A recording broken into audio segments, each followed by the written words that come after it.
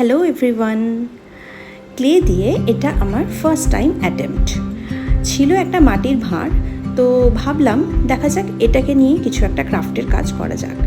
বিভিন্ন রকম আইডিয়াস মাথায় আসতে থাকলো।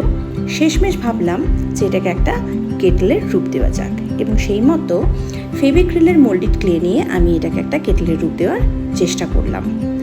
এরপর এটা যখন শুকিয়ে গেল, শুকিয়ে যাওয়ার পর এটাকে আমি অ্যাক্রাইলিক পেইন্ট দিয়ে আস্তে আস্তে কালার করতে লাগলাম, এবং শুধু কালার নয়, কিছু ডিজাইনও এখানে আমি আস্তে আস্তে অ্যাড করলাম।